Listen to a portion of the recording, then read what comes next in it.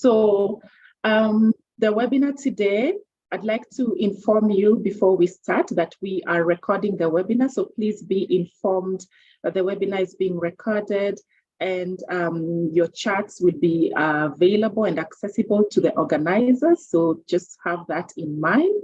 We are also streaming the webinar on YouTube. So be informed that that is happening.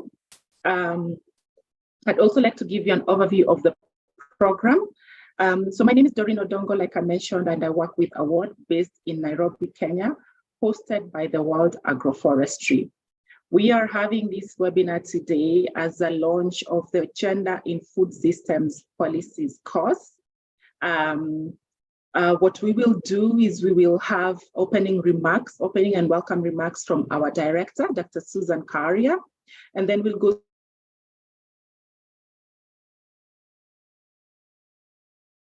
experts on gender and food systems, not just on the continent, but globally. Dr. Jemima Njuki, who is our guest speaker today.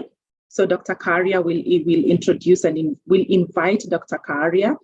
And then we will have a segment for interaction with our participants. So we are encouraging you to please do keep your questions, you note them, and then when it's time for the Q&A, we will encourage you to use the Q&A function so that we are able to monitor your questions and we could direct them to the relevant person to respond to them. After that, because we are having this webinar as a launch to our Gender in Food Systems Policies course, we will have closing remarks and vote of thanks from Ms. Pauline Bomet, who is our Senior Manager for training, who will then invite the Award Policy Fellows to join the beginning of the course. And there'll be a link that will be posted here for them to join the course, just the Award Policy Fellows. All right, so without further ado, thank you very much. I'm seeing the chat function is very active. Thank you for indulging us, for telling us who you are and where you're joining us from. The webinar today, we're going to be discussing some of the policy priorities and the role of gender in driving equitable food systems. I'm sure everybody who is here today is very much interested in agri-food systems, and you probably are aware of the recent report of the United Nations Food and Agriculture Organization that highlights policies as some of the barriers, or discriminatory policies that some of the barriers that continue to impede progress towards equitable agri-food systems. Now, the good news is that there's also been a lot of attention and increased momentum on paying attention to policies, but also gender as enablers of food systems transformation. And one of those key area where we are seeing a lot of traction and a lot of attention is through the UN Food Systems Summit. And recently, about a few weeks ago, the UN Food Systems Summit convened for a stock-taking moment where they were discussing how to build resilient food systems. And so today we are going to be hearing from one of our experts in terms of what progress has been made in that space. But before that, the webinar is launching the Gender in Food Systems Policies, which is part of the interventions that is offered, or the course that is offered in the GRASP Fellowship. The GRASP Fellowship is an award fellowship, and GRASP stands for Gender Responsive Agriculture Systems Policy Fellowship. And without further ado, I would like to welcome Dr. Susan Karia. Dr. Susan Karia is the director of Award, who will give us more information about Award, who is Award, as well as a bit about the GRASP Fellowship. So welcome, Susan.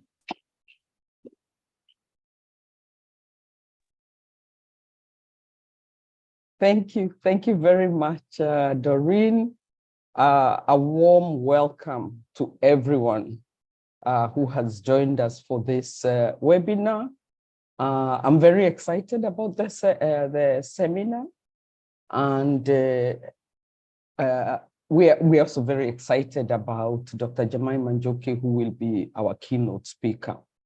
And as Doreen has said, this policy dialogue is organized in the context of our new fellowship, the Gender Responsive Agriculture Systems Policy.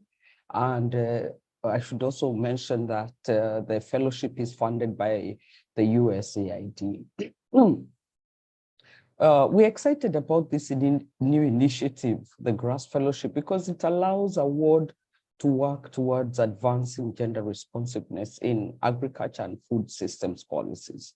So before I talk about, I give my remarks, I would like to also tell you a little bit about award. Award was founded in 2008 as a career development fellowship program. And our aim was to widen the pipeline of confident, capable, and influential African women scientists who are in leadership positions in the agriculture, research, and development sector. And we were responding to a phenomenon called the leaky pipeline, which really is the underrepresentation of women in the agriculture, research for development, in STEM sectors. And to do this, what award did is we developed, and we do now offer tailored career development fellowships to African women researchers to enhance their leadership skills, their science skills. Mentoring is a key component, but also building skills to increase the visibility and access to networks. In time, of course, there has been progressive demand for interventions, and we've adapted them and scaled them. So now we do engage with men as well in some instances, but we're also engaging with the institutions, the agriculture, research, and development institutions, and other actors, supporting them to integrate gender in policies and practices. So let me talk a little bit about why award felt that it was important to have gender responsive policies. First thing you should know is that the world is not on track to meet any of the SDG targets by 2030. And there are still substantial gender inequalities in agriculture and in food systems. As Doreen mentioned that this year, the Food and Agriculture Organization of the United Nations published a new report called The Status of Women in Agri-Food Systems. And the report was really taking stock of progress and also identifying where gaps still remain. And what are some of the key findings? Well, some of them we know that women make up over 50% of the agricultural labor force in many sub-Saharan African countries, that agri-food systems are a major employer of women globally and constitute a more important source of livelihood for women than for men in many of the countries. However, despite the importance of agri-food systems for women's livelihoods, women who work in agriculture tend to do so in highly unfavorable conditions. The report talks about how finds that women's roles tend to be marginalized and their working conditions are likely to be worse than men's. Irregular, informal, part-time, low-skilled, labor-intensive, often without social protection. When you look at women's access to land, to inputs, to services, again, women continue to lag, women's access continue to lag behind men's. And when you look at food security and nutrition, again, you find that women are more food insecure than men. I think what's also really useful is that the report also talks about discriminatory social norms and rules that are at the heart of the gender inequalities and raises action and really asks that there's concerted action around this as well. So several things. The report also finds that empowering women and closing the gender gaps in agri-food systems would enhance the well-being not only of women, but of their households, their families, their children. It would reduce hunger, it would boost incomes, and also strengthen resilience. The reason we're here today is because policies have an important role to play in reducing these gender gaps. Policy reforms can eliminate gender-based discrimination and promote equal access to and control over resources, services, and opportunities. And policy reforms can actually provide the legal framework for driving action and allocating the required investments. So we see the GRASP as really intervening in this space. The grasp is going to build skills of our policy fellows to catalyze the design and implementation of gender-responsive agricultural policies across the African continent. Our aim is to grow a pool of capable and confident African women who can lead these types of policy changes. And for this, we've had several trainings. Our policy fellows, I think you've all already had the mentoring, orientation workshop trainings. I know you've done a leadership training. You will be undergoing a negotiation skills training that helps you know how to maneuver and engage with different stakeholders and to negotiate for spaces. And this week, we are launching the Gender in Agriculture Policies training. During this course, of course, our aim is to, first of all, just build your skills to understand, what are the key concepts of gender in agriculture policies, where are the gender gaps, and how can you, and we'll also provide you with practical guidance on methods, tools, techniques that are necessary for designing and implementing gender-responsive policy innovations. I'm very excited about our first speaker today, because one of the things that all our fellows will have to do is develop what is called a policy innovation project. And I believe our session today will really give lots of ideas about some of the innovations that where action is needed, where priority policy areas where action will be needed. So I'm very excited to welcome my friend, Dr. Jemima Njuki, who is the Chief of Women's Economic Empowerment at UN Women. She has had extensive experience and expertise in this field. So I know she's going to inspire you all. Welcome, Jemima, over to you.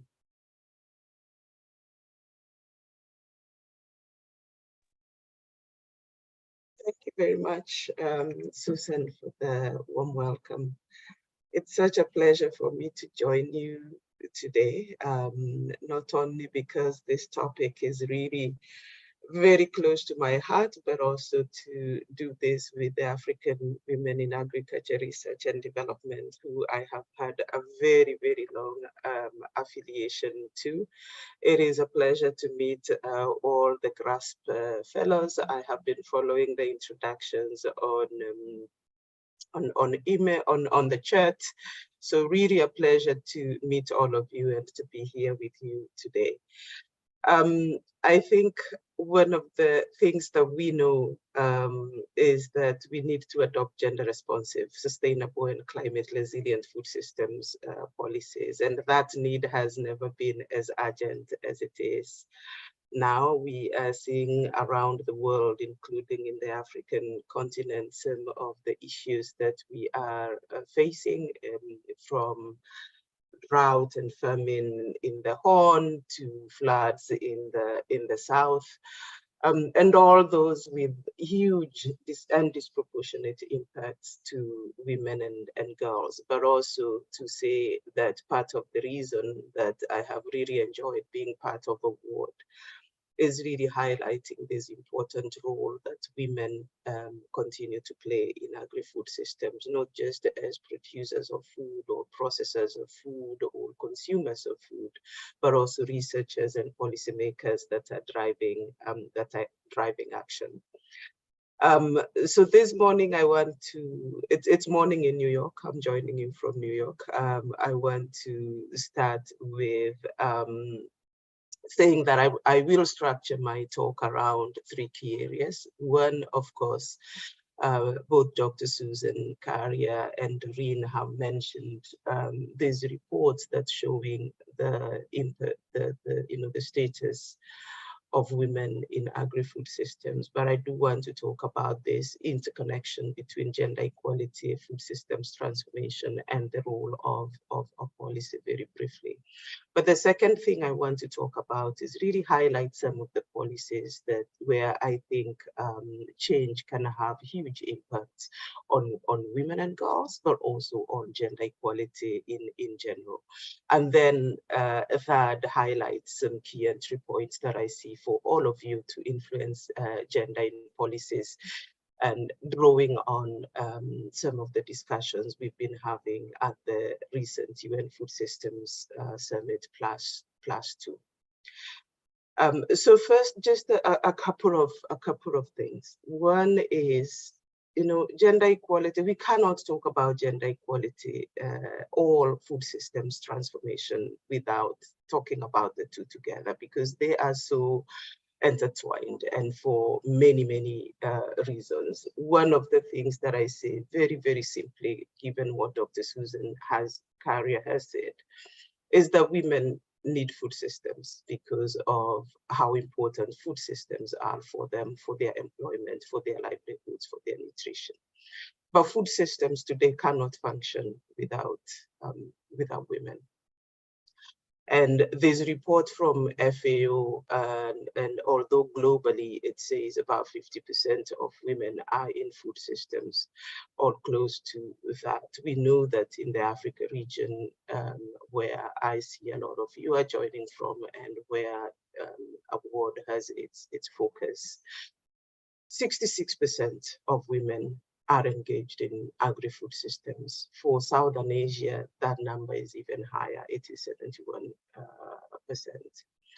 And what I would like to highlight, without going too much into the data, is some of the dichotomies that I see that are actually quite uncomfortable dichotomies that should make us really sit up and think very critically about how we influence change in the sector. So two dichotomies that I want to highlight. One of them is that although we see this very high engagement of women in the agri-food sector, this 66% in Africa, the 71% in Southern Asia, women are doing this with huge difficulties, without getting the benefits that is commensurate with the input that they put into food systems work. And we see this all the way from their ownership of resources. I think we've talked about land, where only 15% of landholders globally are women. So women are engaged in food systems, working on land that they do not own, working on land that they have access to because of their relationship to a man, as daughters, as wives, but not land that they actually own. They're doing this while being paid 82 cents for every dollar that's earned by men. So even the remuneration for their work is not equitable. This is a dichotomy that we know we need to address. The second dichotomy I want to mention is that although we talk about this engagement of women in agri-food systems, it's not the same across the whole value chain. And I think that's why this fellowship is really important. That with this 66%, with this 71%, what we are seeing in leadership of organizations with the International Food Policy Research Institute, UN Women, and the Global Health 50/50, we produce a report, an annual report and index called the Global Food 50/50 that tracks the participation, the engagement of women in leadership of food systems organizations. So on one hand, we are seeing women producing the food, processing the food, trading the food. But on the other hand, we are seeing that we do not trust women to be leaders of the food systems organizations that are governing our food systems. Our 2022 report showed only 2% of the chairs of boards of these food systems organizations were women from low and middle income countries. And I want to mention this because we really also need to think about intersectionality. It is not just about women, but women from low and middle income countries, indigenous women who are often most left behind. And the message that I really want to say from these two dichotomies is that if we as a community, if we as people working in agriculture and food systems believe that women are good enough to produce the food we eat, if we believe that women are good enough to process the food that we eat, if we believe women are good enough to trade in the food that we eat, we must also believe that they are good enough to lead the organizations, to lead the African research organizations, to be leaders in policy. There is no two-way about this. And so we must redistribute the power in food systems. And I believe the fastest way to redistribute this power in food systems is to ensure that we have gender responsive policies. I want to move to the second part of what I want to talk about today, because many times when we think about influence in food systems policies, we have a very, very narrow view of what those policies are. So I want to highlight a couple of policies where I think there is a huge, huge opportunity to impact gender equality. The first set of policies that I want to talk about are policies that I'm sure we all think about when we think about food systems and food security. These are the policies around land. Policies that guarantee access to and ownership of land by women. We need to move the needle on these policies. So we have a few countries, some of which are mentioned in the chat, including my own country, Kenya, where policies around ownership, inheritance of land are very clear. And then there are countries where there are no policies that guarantee the security of land for women. So in some countries, we still have a long way to go.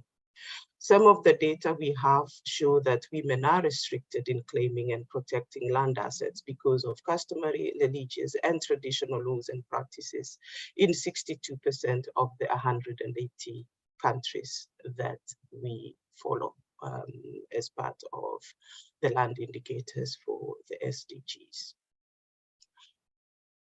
Now, for those countries where these policies actually exist, their implementation is still a huge problem. So even as we think about gender responsive policies, we also have to think on land. We also have to think about how do we move from having some of these policies, especially those around land, because they're some of the stickiest policies given the importance of land. How do we move from policy to implementation?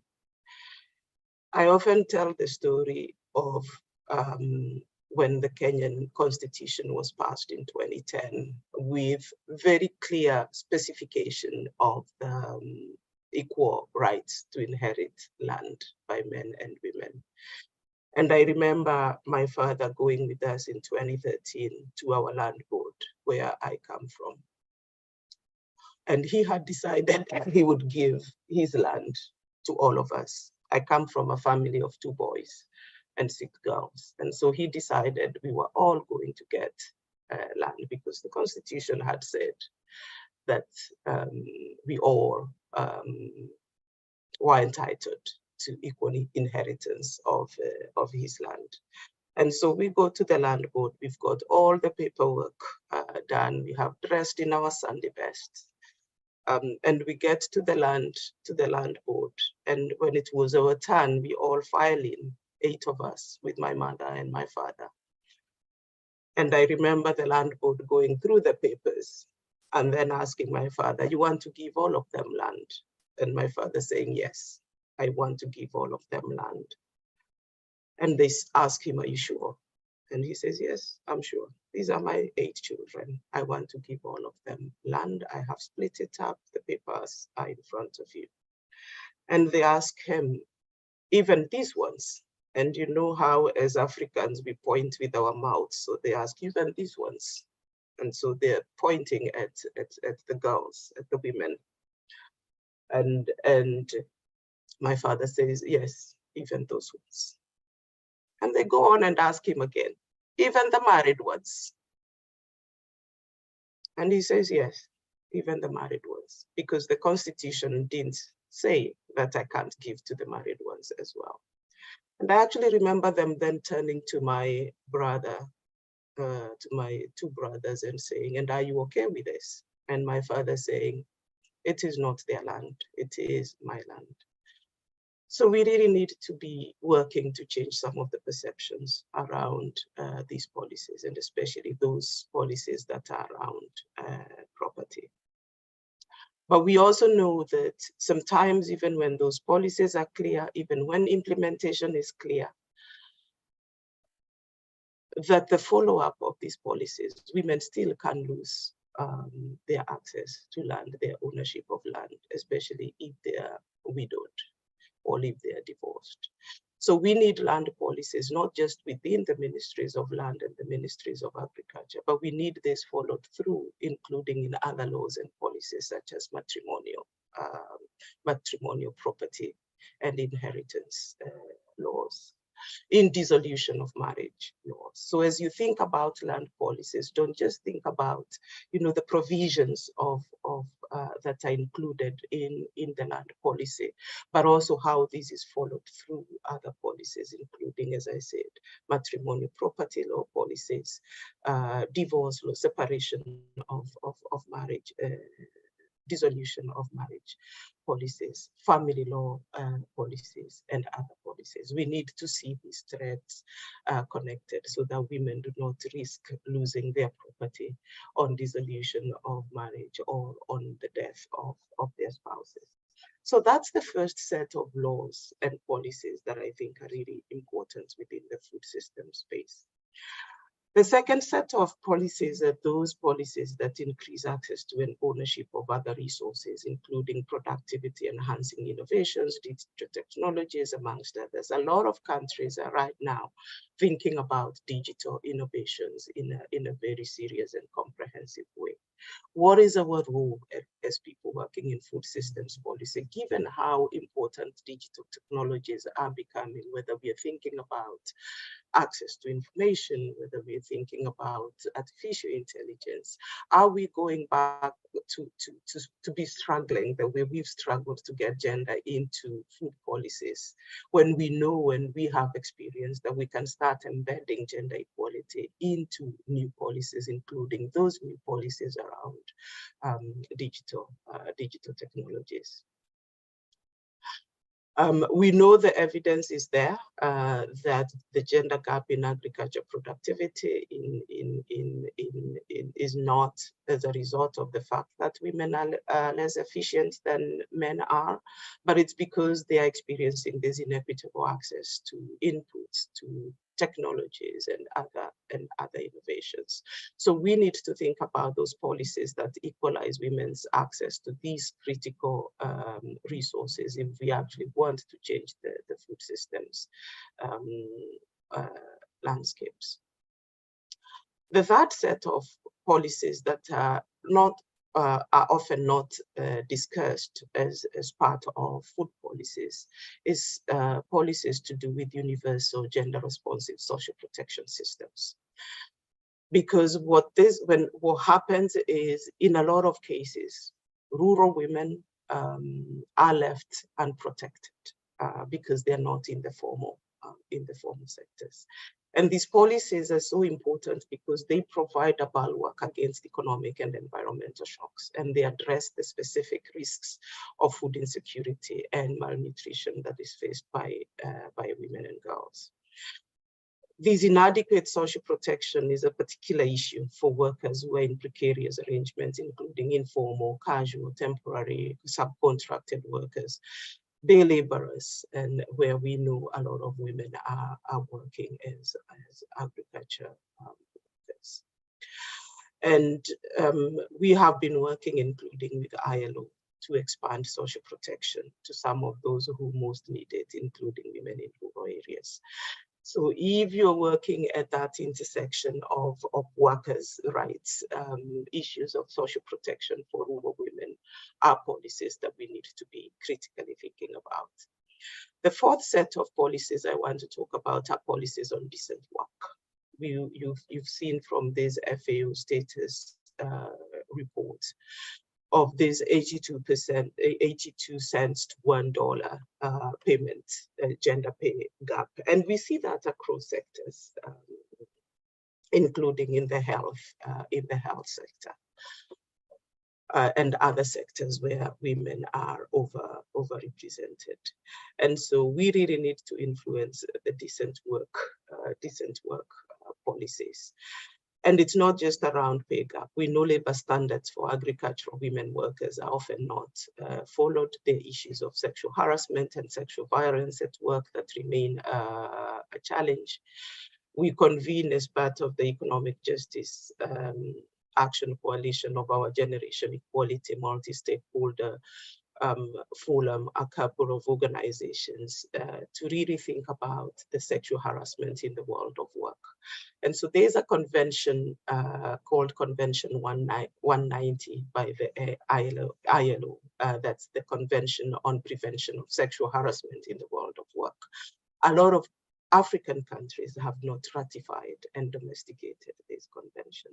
And so this is a really important entry point for those working on, for all of you that are working on food policies, to not only influence some of the productivity side of agri-food systems policies, but to think about, has your country ratified the Convention 190? What are some of the things that you can actually do? But also issues around gender-based violence. So very important that we think about these other sort of higher, I don't want to call it higher end, but beyond productivity type of policies. The fifth set of policies are policies on unpaid care and domestic work. So policies that aim to recognize, reduce, and redistribute unpaid care work and domestic work, and to reward and represent paid care work. They are very fundamental to transforming discriminatory social norms and gender stereotypes. And these are needed not only to free up women's time to and engaged in earning and food productive capacity, but to also really shift the trend that we have seen recently, including with COVID, where the disproportionate share of time taken for care is falling on women. We know the evidence is very clear. For women, 2/3 of their time is spent on unpaid work and 1/3 in the labor market. And what this is doing is it's increasing the gap in extreme poverty between women and men. It increases to 22% during women's productive and reproductive ages as a result of the amount of time that women are spending on unpaid care work. Even before we had the pandemic, we know having children reduced women's labor force participation rate and earnings by up to 34%. We're basically penalizing women for having children. We are penalizing women for giving life. And because we see actually the opposite effect for men, that when men have children, it's associated with more responsibility, more maturity, and therefore their earnings actually increase.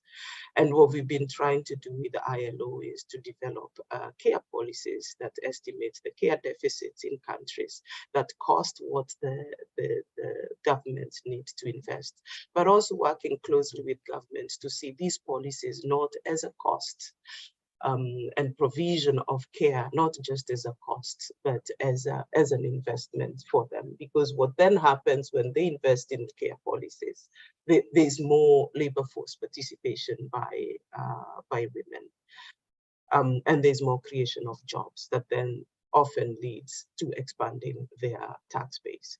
There's a couple of countries in Africa that's starting to develop policies on unpaid care work. Kenya at the moment is holding stakeholder consultations to develop the first national policy on care.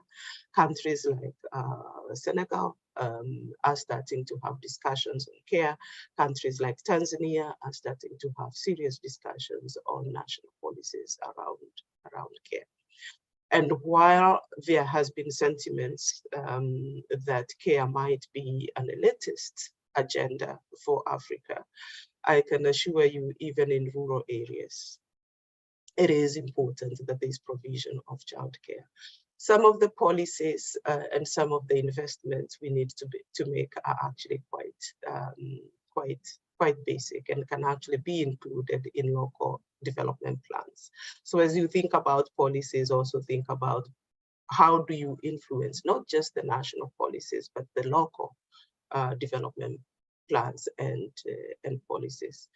I'll give you an example. Every time the ministries of trade, the ministries of infrastructure, the ministries of planning plan a market in a rural area, they will think about sanitation. They will think about where the water will come from. They will think about where the waste from the market will go. But rarely do they think about the fact that in those markets, a majority of those who will be trading in those markets are women, and sometimes women with children. They don't think about, can we have childcare facilities as part of market infrastructure? Yeah. So this is not just relevant at the national level, but also at local development planning level. And the sixth set of priorities I'll talk about are around women's leadership and engagement across the food system. I've talked about the global food 50-50. Where the data is actually not very promising. We saw a couple of months ago, Sierra Leone developed a policy, a recent policy, a gender equality law that is requiring 30% of jobs at all levels, including in the private and public sector, should be held by women. And these policies actually have huge potential to impact the food systems sector as well. And last but not least, I want to talk about the role of more and better gender data to ensure that there's accountability of governments for making progress on gender equality and food security.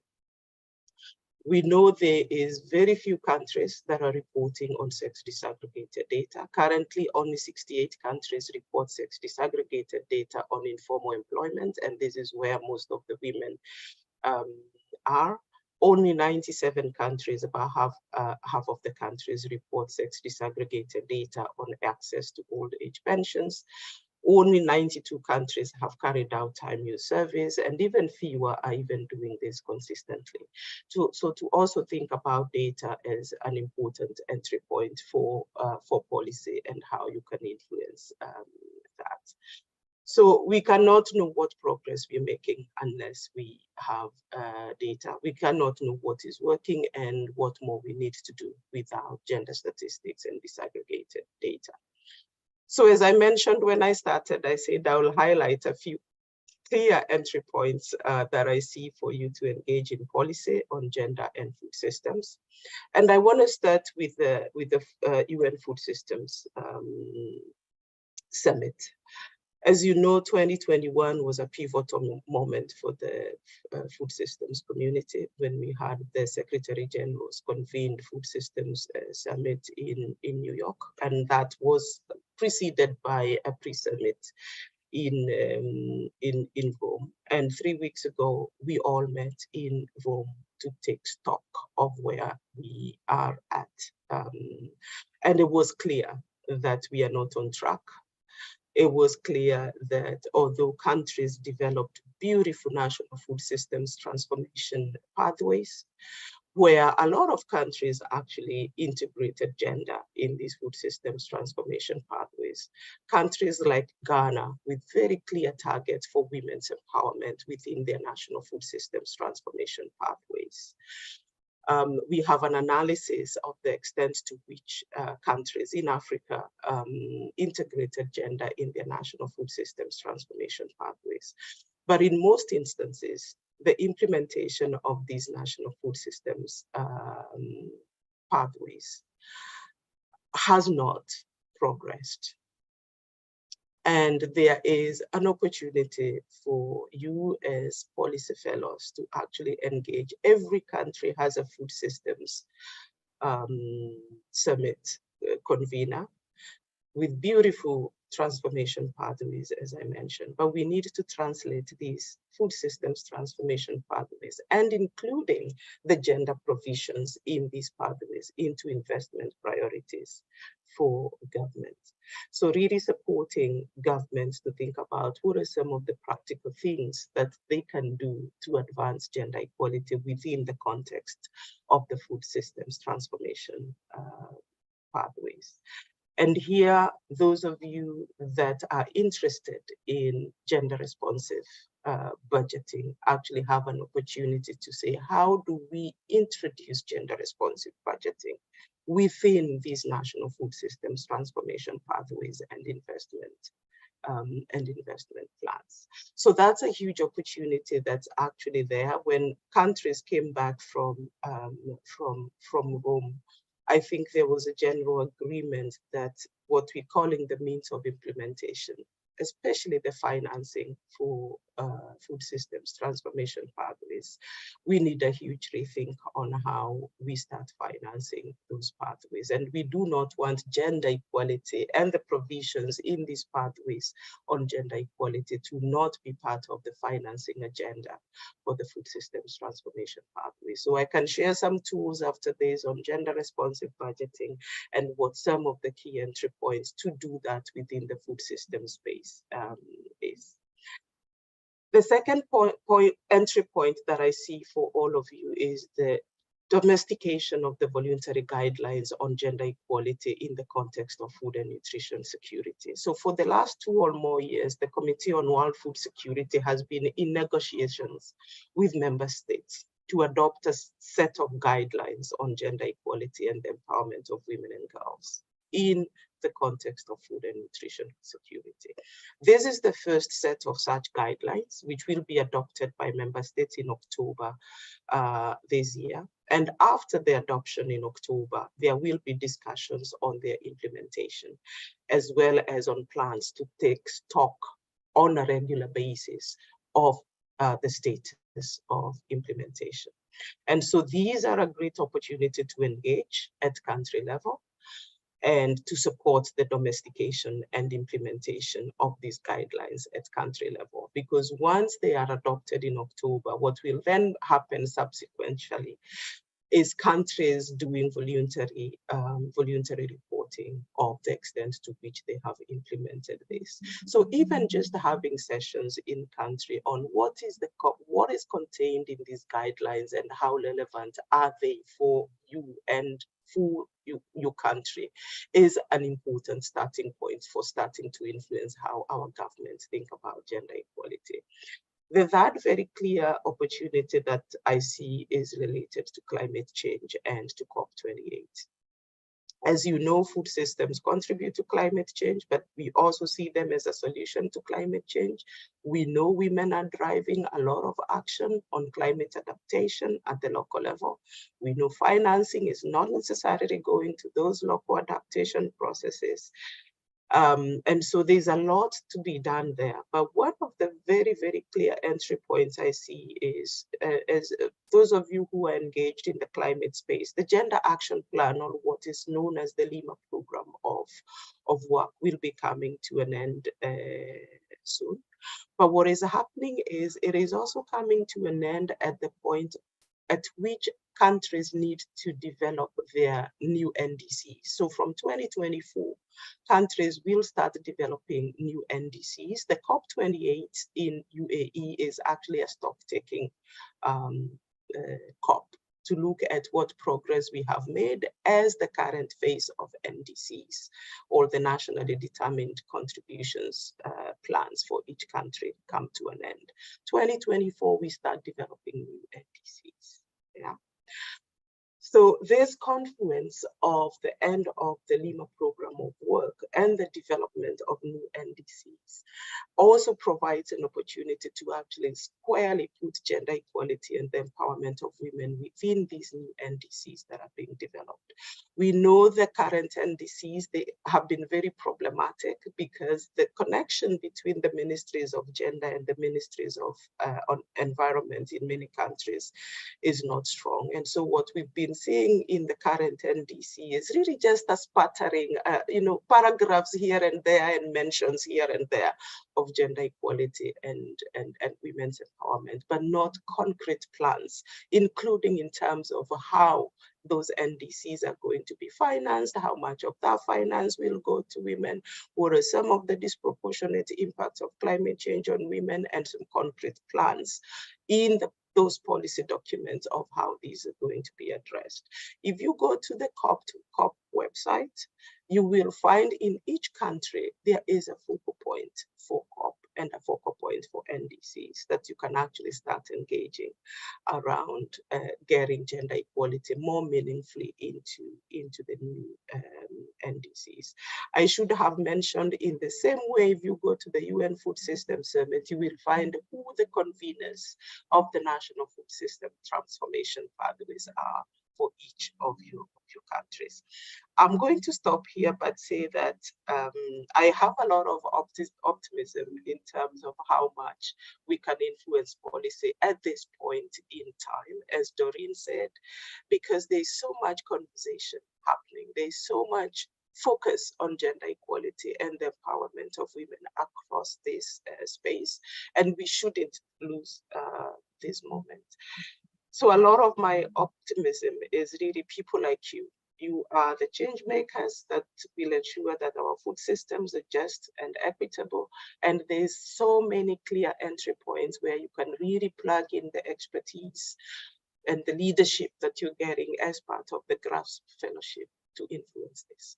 I'm going to stop there, Doreen. I know when Doreen told me earlier I had 40 minutes to talk, I asked her what I would say in 40 minutes, but I see I probably might even have spent more than that, Doreen. But really my goal was not to talk just generally about why these issues are important, but to help really identify some concrete entry points, some really, really concrete entry points where fellows can really plug in their countries to start influencing the change that we need to see.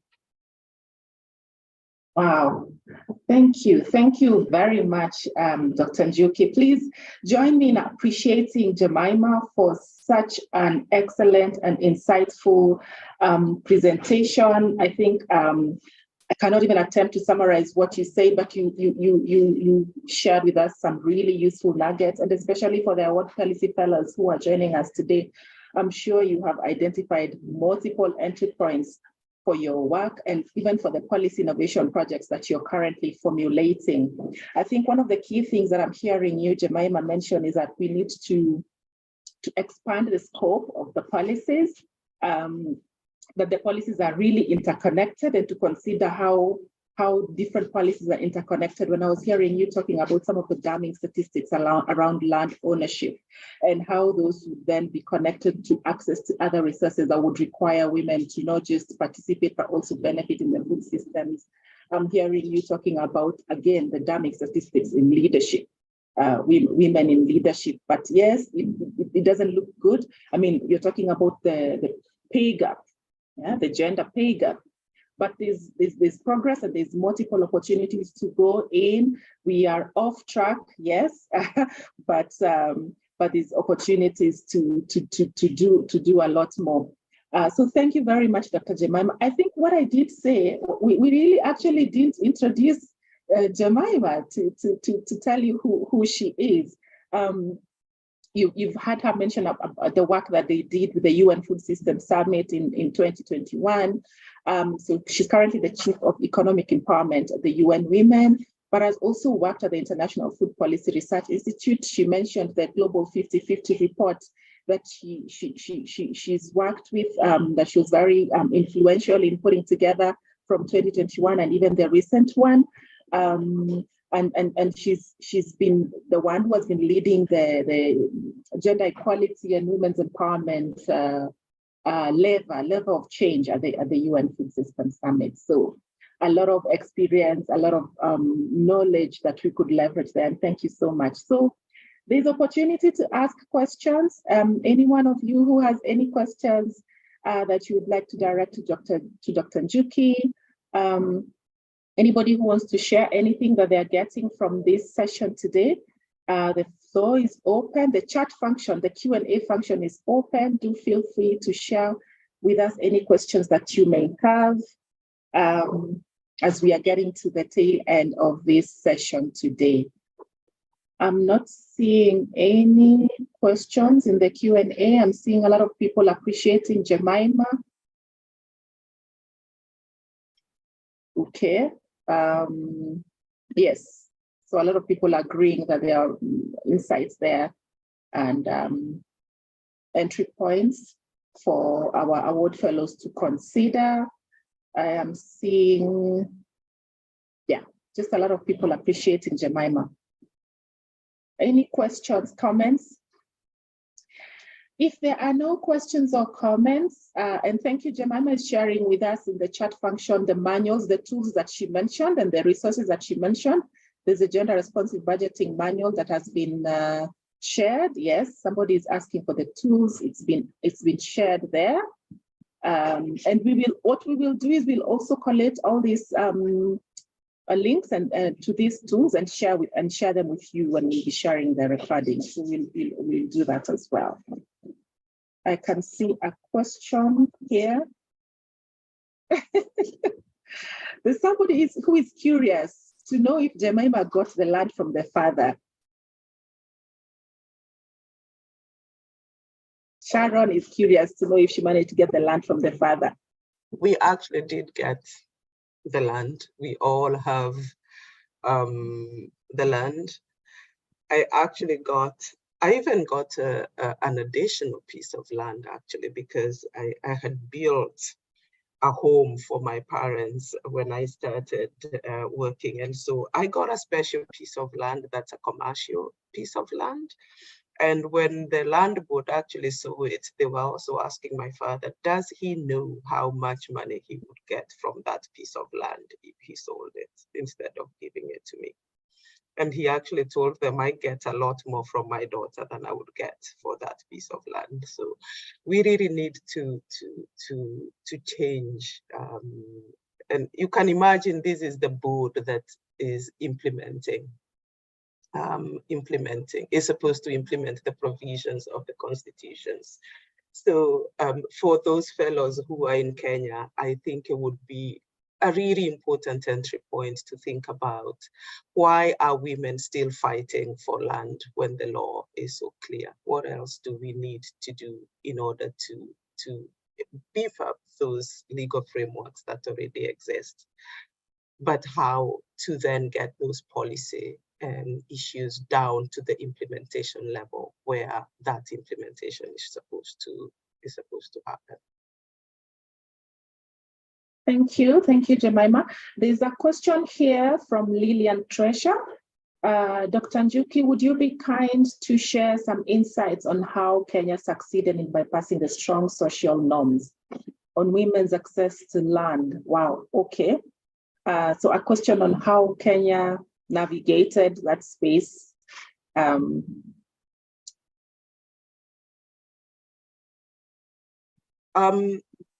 I'll talk very broadly about that, Lillian. As you know, during the constitution-making process, what we saw was very, very strong advocates for embedding gender equality and issues of universal basic rights into the Constitution. And there's advocacy, because there's something else in the chart that I have seen. This advocacy was by a lot of the women's rights organizations.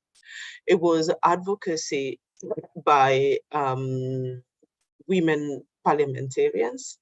It was advocacy by a lot of men that also believed in gender equality. Somebody's asking about the role of men in gender equality, because we need men and we need leaders who are advocates for gender equality, who see gender equality not as a fight between the sexes, but who see gender equality as important for women and women's dignity and women's autonomy, but who also see gender equality as beneficial to households, to communities, and to countries. And because there's evidence that actually shows those countries that have high levels of gender equality also have higher levels of other development outcomes, whether you think about education attainment, whether you think about nutrition of women and girls, whether you think of other development outcomes. So we're seeing very strong correlations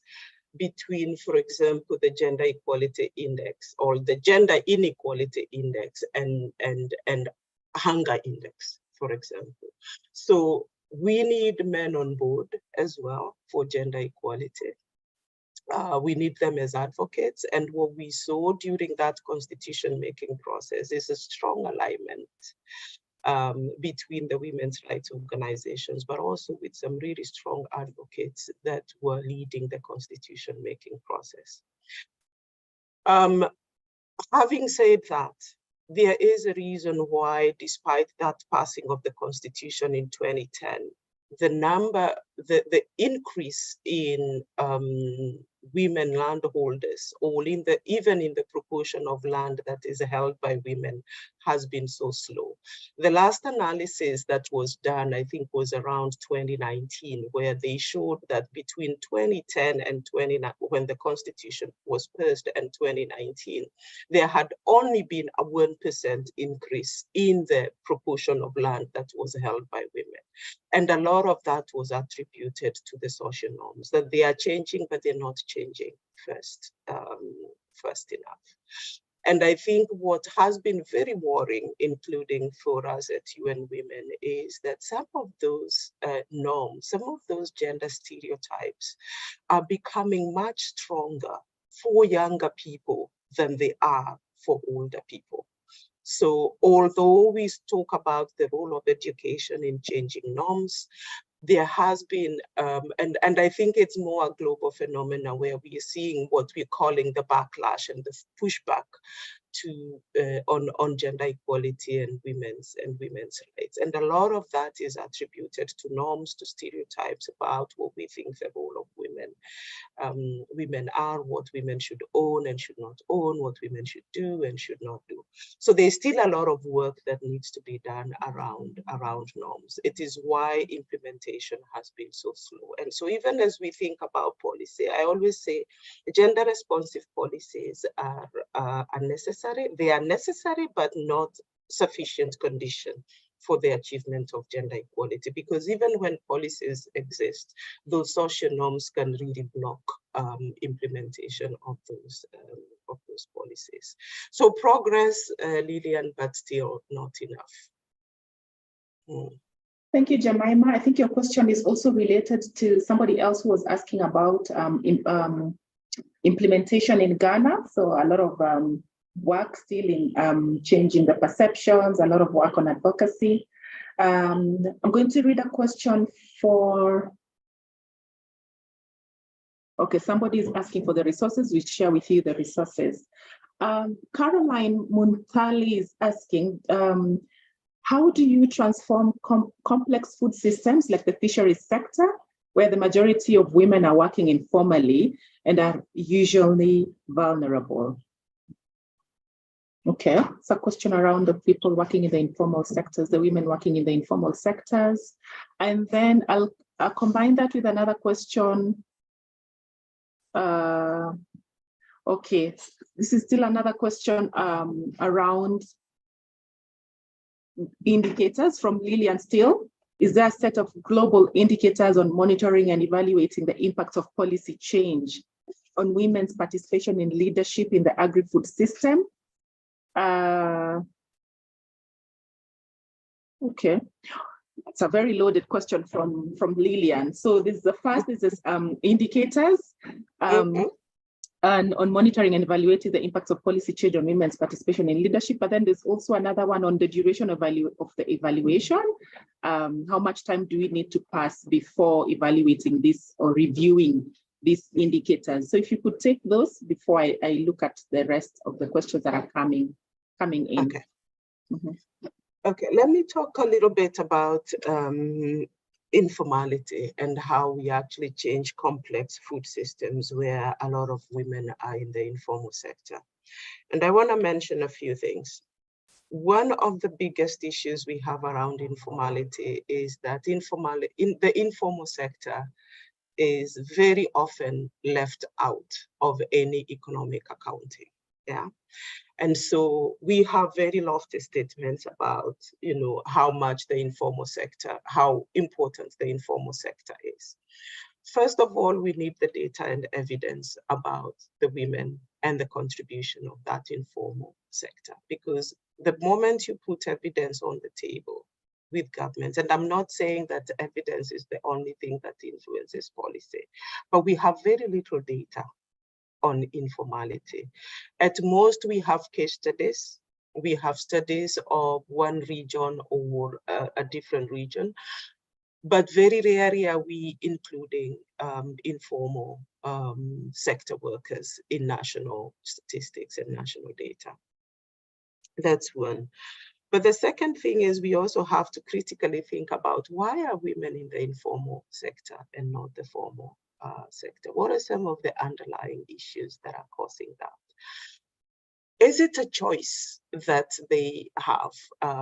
And this is a question that has been going on, including when we talk about entrepreneurship.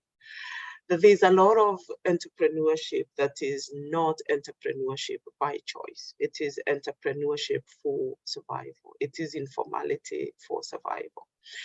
And so how do we then start influencing the directing of investments into the informal sector? Some of it has to do with technologies and innovation. I remember I saw Annette on the chat.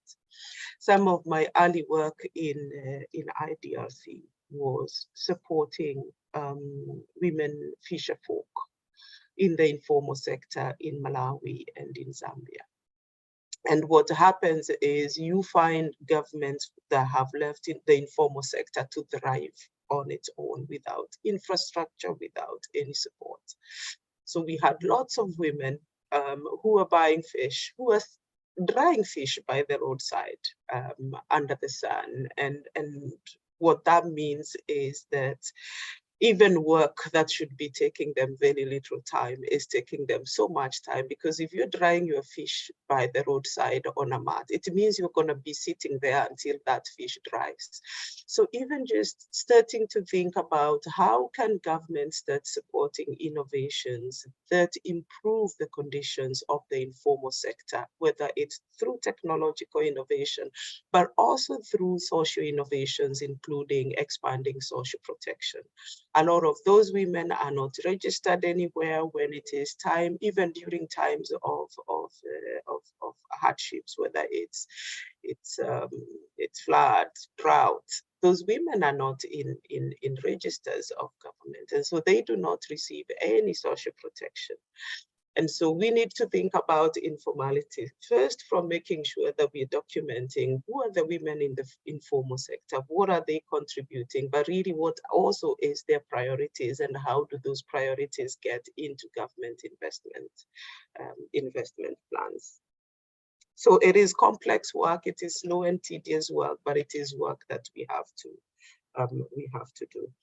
In terms of indicators on leadership, it's interesting because Susan and I were just talking about this yesterday, because when we started the Global Food 50/50, it was that recognition that there wasn't a global database of women's leadership in food systems. As UN Women, we track women's leadership in politics on an annual basis. At any one time, if you come to UN Women, we will give you the proportion of women in politics, We will give you the proportion of women who are heads of government and heads of state, proportion of women parliamentarians. We will tell you which country has a quota system.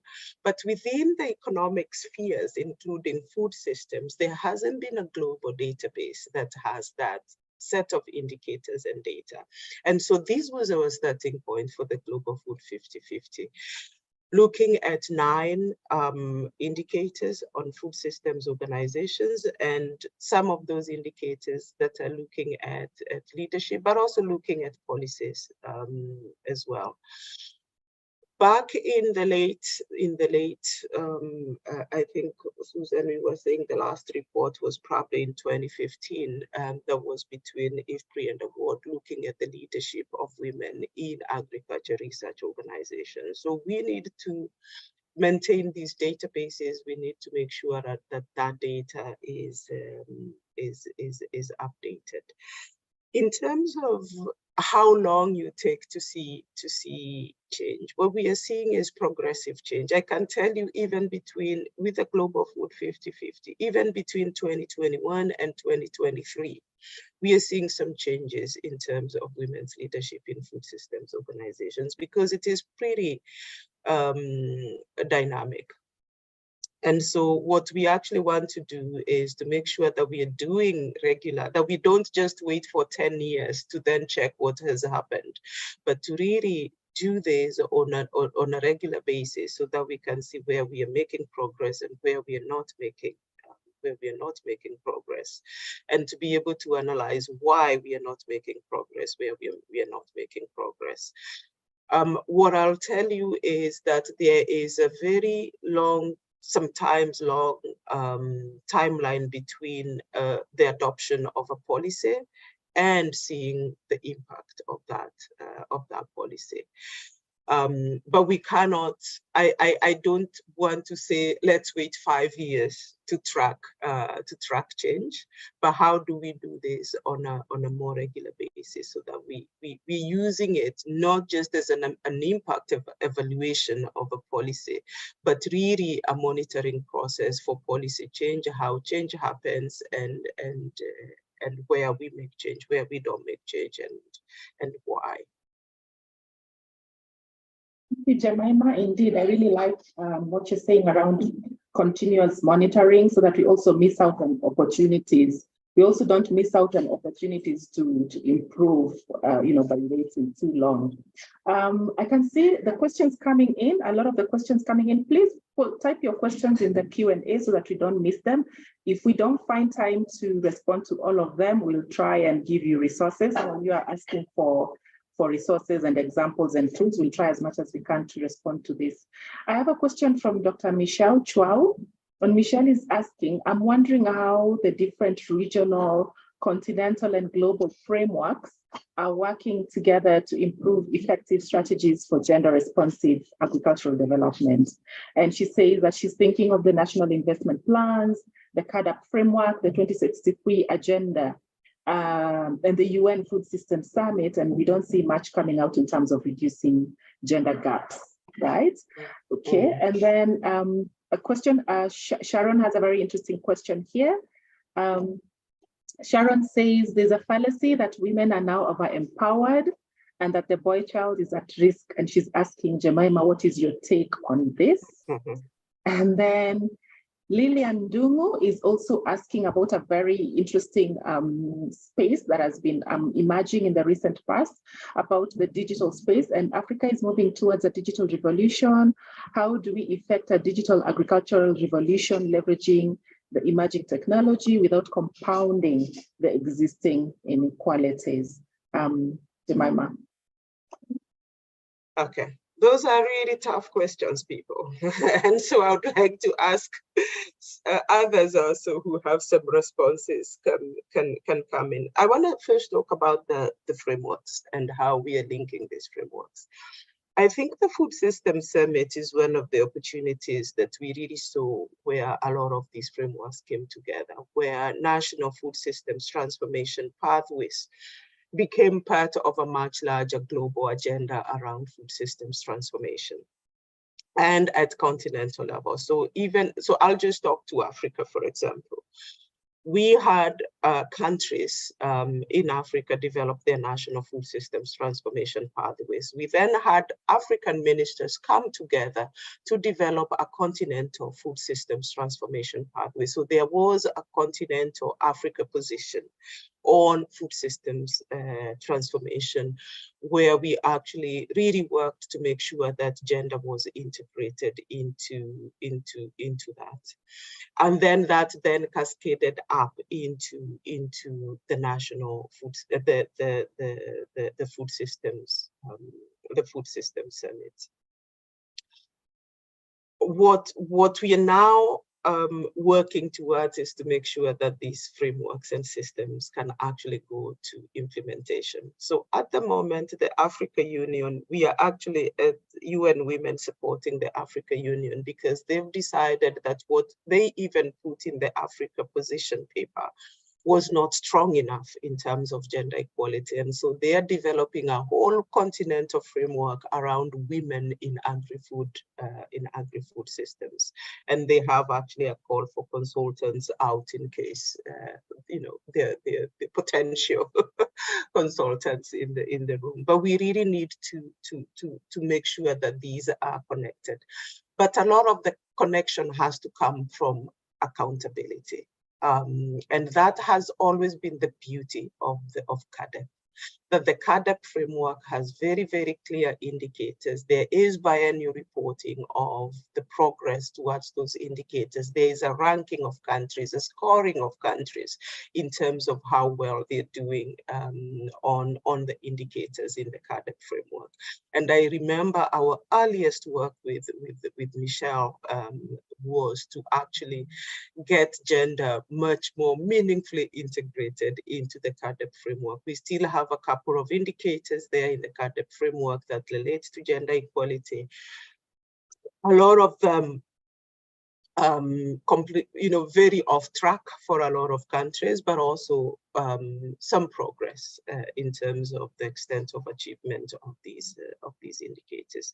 So just to say, much more needs to be done, but the basic architecture of actually linking this framework already exists, but a lot of it has to be hinged on the accountability.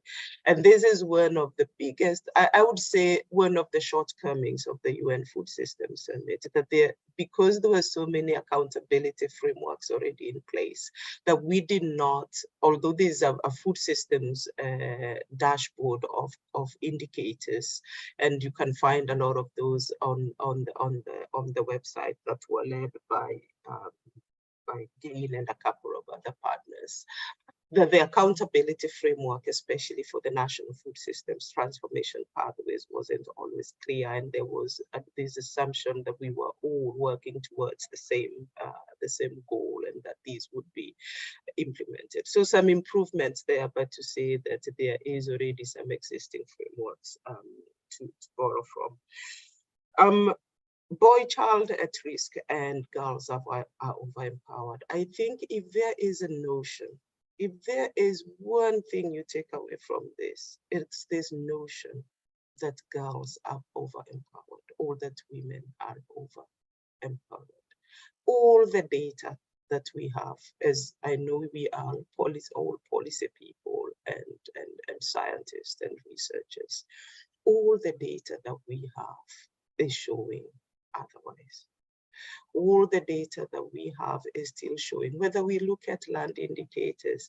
I think the one indicator where we've been seeing a lot of progress is around education attainment. Outside of education attainment, all the other indicators that we have are showing us otherwise. So if there is really a notion I want to dispel, is that girls are over-empowered. Look at the indicators, and you will see a completely different story. That doesn't mean that there isn't a lot of work that we need to do with boys. Yeah. So it is what we say. This is not a zero-sum game. Empowerment is not a zero-sum game. We can empower girls, we can empower boys. But I always say the biggest work we have to do with boys. The biggest work we have to do with boys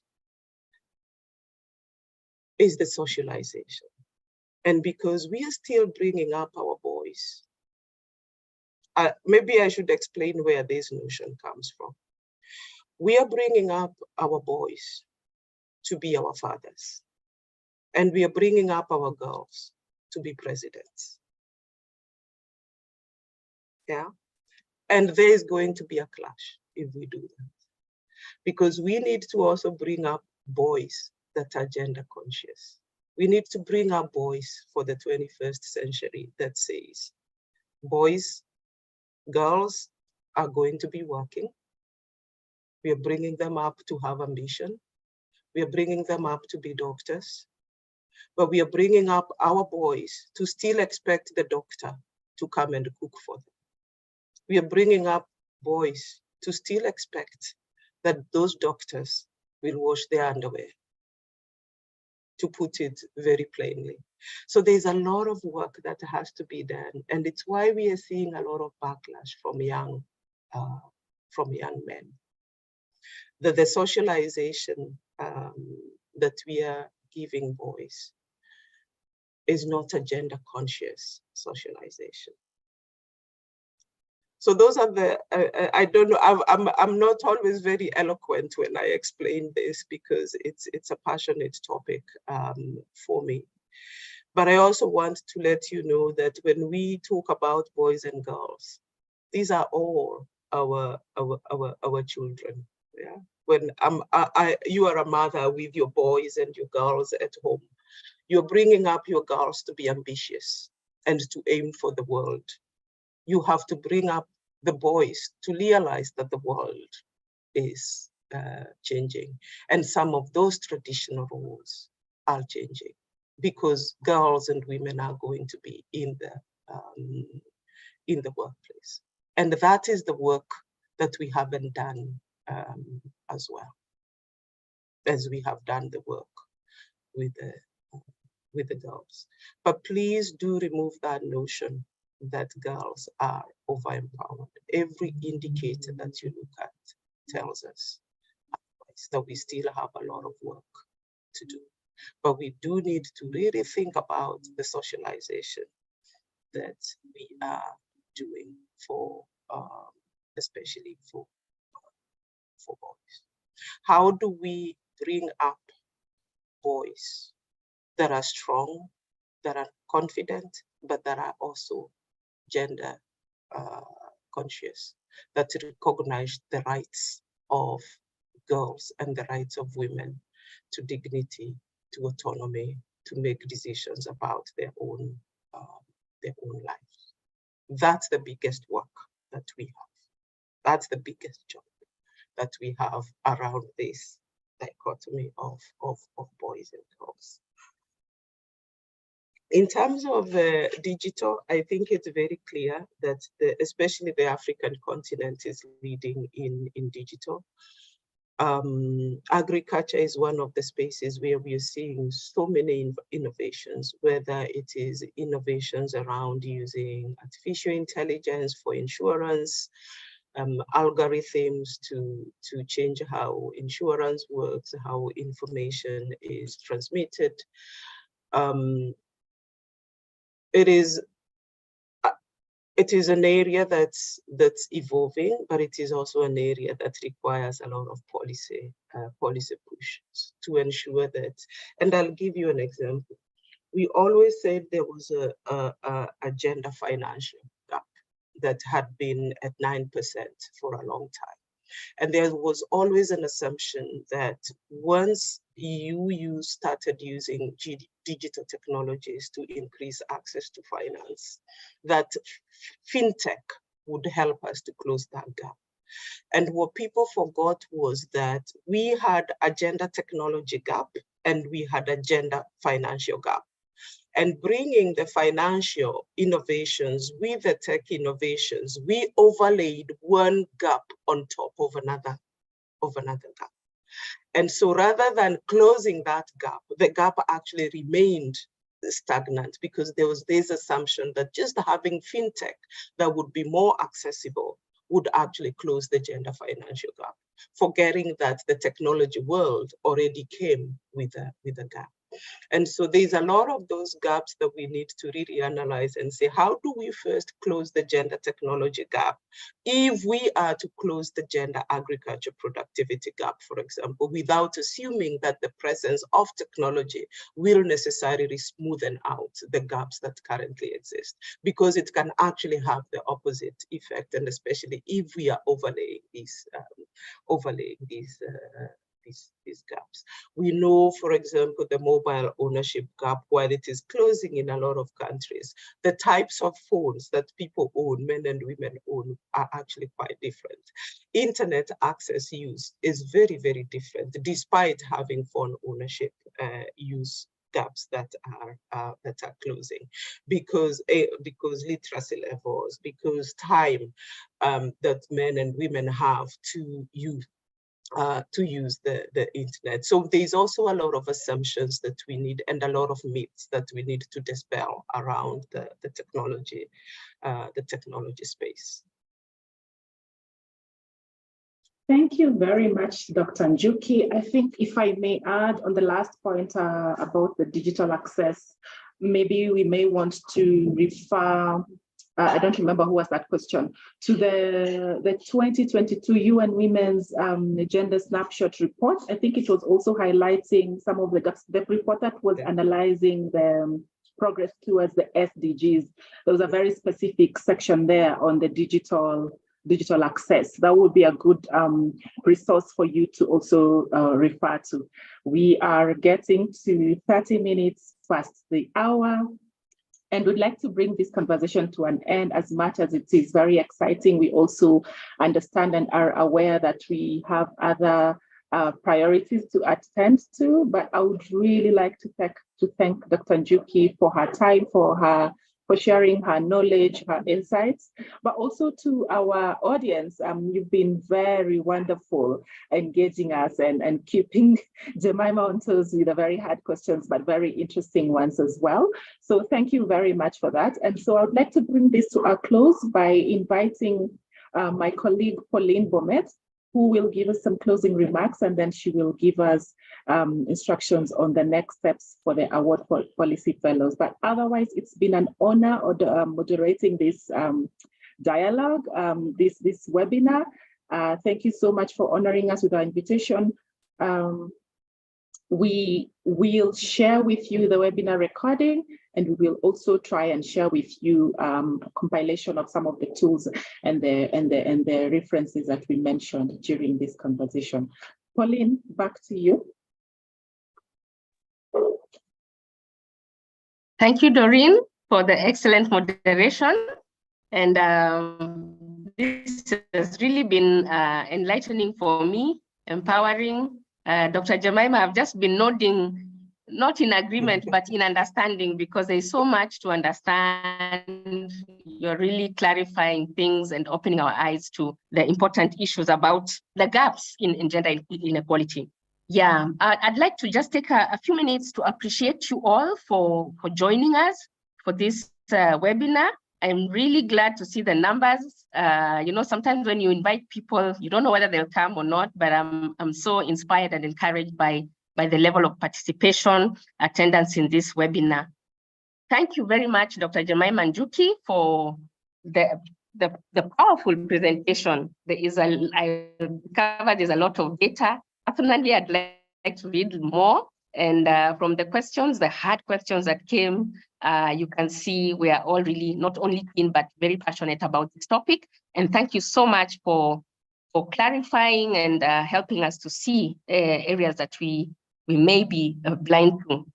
I have known you to be very passionate, very consistent in your advocacy, in your lobbying for gender equality. And I'm always very glad to be of acquaintance to you. So thank you for making time, waking up early, accepting the invitation. And indeed for me, like I've said, you've been very consistent and you walk the talk. Thank you very much. I'm sure our fellows here and our mentors, trainers, the award staff have that appreciation. I I'd also like to thank our fellows. There are GRASP fellows here, mentors. We invited trainers. We want to thank you for taking time to join us today. And I hope that we can continue this conversation because as you can see, it's really important. As we've been preparing for the gender course that we have coming up, I've also been studying a little bit and looking at the gender integration continuum. I'm now being very hopeful that indeed it's going to be, we're also going to move along, to move from neutral, from blind, to responsive, and ultimately to being gender transformative. And I'm so glad to hear about tools because those are the things, you ask, how can I do it? And if there are tools there, we're supported, we have the support. I thank you, award staff, for organizing the webinar. Very, very high, good team spirit. We've come together. Some of us were on leave, but things just moved smoothly. And I really, really want to appreciate the staff for organizing this webinar. This would not be possible if it was not for the award management led by our director, Dr. Susan Kaaria. I really want to appreciate you, Susan, and the MT, the management team, for always supporting us, ensuring that the environment is conducive, that we have what we need. I recall when I came to you, Susan, about this webinar, you are just like, get on with it, and who do you want to speak? And you really, just made this come to pass. I don't take that for granted, and I really appreciate that. So thank you very much. I see our Deputy Director, for programs, Dr. Michelle Mbochwao is around. Michelle, you can just come off camera, wave, say hello. This is a program you've been very, very passionate about, our gender course for the GRASP Policy Fellows. Michelle, are you there?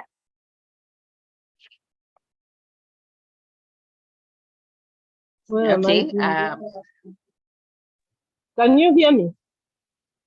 Thanks, Michelle. Yes, now I can hear you. Can you hear me? Okay. Tell me. I didn't hear you, Pauline. I think the network is not so good, but I also want to really appreciate you specifically for having worked with us all the time as we've been designing the programs for the GRASP Policy Fellows.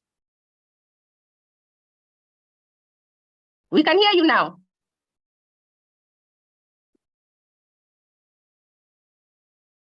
Sorry, I think the internet is really unstable.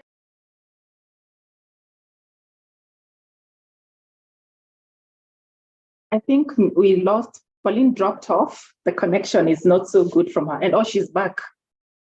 Okay, Pauline, go on.